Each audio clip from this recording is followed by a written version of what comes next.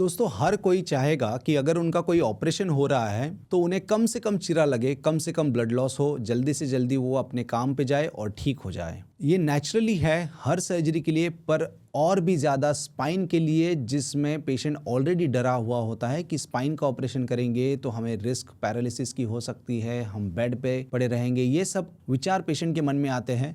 इसके लिए ये उन्हें और भी रिलेवेंट है स्पाइन केसेस में कि हम कम से कम इंसिजन में ये सर्जरी कर पाएं। इसी के लिए एंडोस्कोपिक स्पाइन सर्जरी पिछले कुछ सालों में बहुत ही एडवांस हो गई है।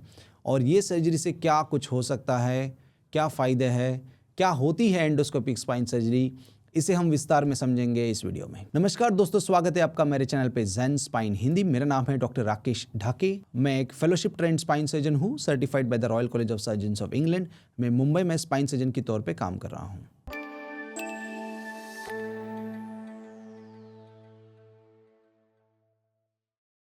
तो आपने सुना होगा लैप्रोस्कोपी से हर्निया, हाइड्रोसेल, बाकी के ऑपरेशन सारे होते हैं। तो स्पाइन में भी ये टेक्नोलॉजी पिछले कुछ सालों से बढ़ रही है और ज़्यादा से ज़्यादा सर्जन अपने प्रैक्टिस में एंडोस्कोप्स का यूज़ करने लगे हैं। तो इसमें होता क्या है कि जैसे पहले हम समझो ओपन स्पाइन सर्जरी करते थे, तो ओपन स्पाइन सर्जरी में हम बड़ा चीरा लगाते थे।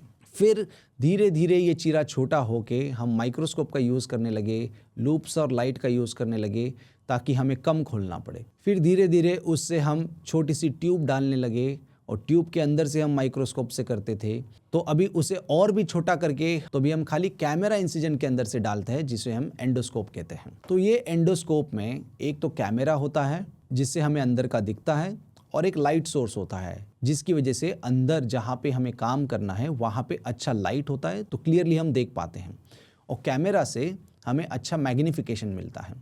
तो लाइट हो गया इल्यूमिनेशन और मैग्नीफिकेशन हो गया कैमरा की वजह से।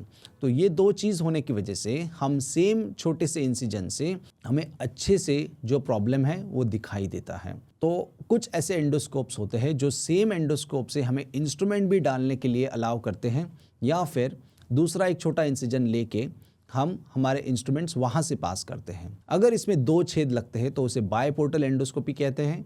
अगर एक ही छेद से एंडोस्कोप से ही इंस्ट्रूमेंट जा रहा है तो उसे मोनोपोर्टल एंडोस्कोपी कहते हैं। दोनों भी एंडोस्कोपी का एडवांटेज ऑलमोस्ट सेम ही है, बस टेक्निक अलग है। जिस तरह से सर्जन का ट्रेनिंग होता है उस तरह से वो टेक्निक यूज़ करते हैं। वो मोनोपोर्टल या बायपोर्टल, हर एक के एडवांटेजेस डिसएडवांटेजेस है, बट ऑलमोस्ट दोनों भी प्रोसीजर सेम काम करती है। तो जो हम माइक्रोस्कोप के लेंसेज से देख पाते हैं वो हम एंडोस्कोप के कैमरा से टीवी के ऊपर देख पाते हैं।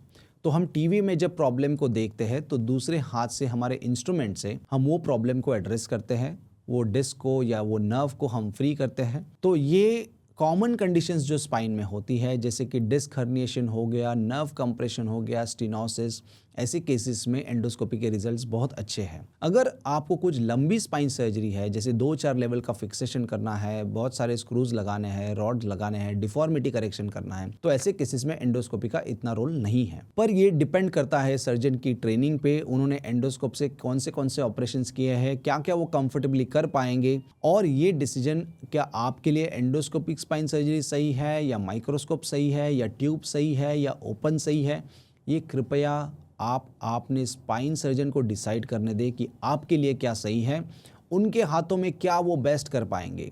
क्योंकि अगर आप प्रैक्टिकली देखो तो अगर आप एंडोस्कोप को कंपेयर करो, ट्यूब्स को कंपेयर करो, माइक्रोस्कोप से सर्जरी को कंपेयर करो, लॉन्ग टर्म में इसका कुछ इतना फ़र्क नहीं पड़ता है। जो फ़र्क पड़ता है वो इनिशियल कुछ डेज में सर्जरी के बाद पड़ता है कि आप जल्दी घर जाते हो, फास्ट रिकवरी होता है। पर लॉन्ग टर्म बेनिफिट दोनों एंडोस्कोप या माइक्रोस्कोप से बहुत ज़्यादा डिफरेंस नहीं होता है। पर अगर आप इसे ओपन सर्जरी की तुलना में कंपेयर करो तो डेफिनेटली एंडोस्कोप या माइक्रोस्कोप द्वारा सर्जरी होना बेस्ट होता है, क्योंकि कम इंसिजन लगता है तो फिर ब्लड लॉस कम होता है, वुंड का हीलिंग जल्दी होता है, इन्फेक्शंस की रिस्क कम हो जाती है और पेशेंट जल्दी घर जाता है। जल्दी रिकवरी होने की वजह से जल्दी काम पे जा सकते हैं, अपनी रूटीन पे जल्दी जा सकते हैं। तो ये सब एडवांटेजेस एंडोस्कोपिक स्पाइन सर्जरी के हैं।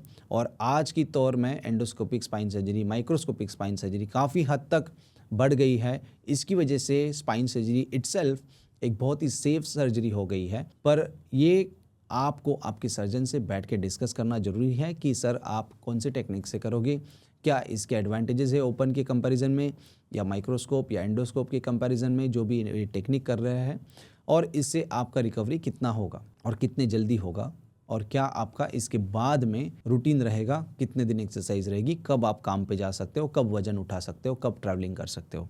क्योंकि हर पेशेंट यूनिक होता है। ऐसे नहीं कि वो पेशेंट में एंडोस्कोपिक सर्जरी हो गई तो आप में भी वही होगा। नहीं, आपका प्रॉब्लम अलग है, आप पेशेंट अलग हो, आपका लाइफस्टाइल अलग है, आपका वेट अलग है। तो ये सारी चीज़ें कंसिडर करके आपके सर्जन को ये डिसीजन लेने दे कि आपके लिए कौन सा स्पाइन सर्जरी बेस्ट रहेगा। अगर आपको इस वीडियो से कुछ महत्वपूर्ण जानकारी मिली होगी तो ज़रूर इस वीडियो को लाइक करें और चैनल को सब्सक्राइब करें, ताकि आपको ऐसी और स्पाइन रिलेटेड जानकारी मिलती रहे। और अगर आपको कुछ सवाल है तो ज़रूर नीचे कमेंट सेक्शन में लिखें। जैसे हमें टाइम मिलेगा हम आपको उनका जवाब दे देंगे। Thank you so much.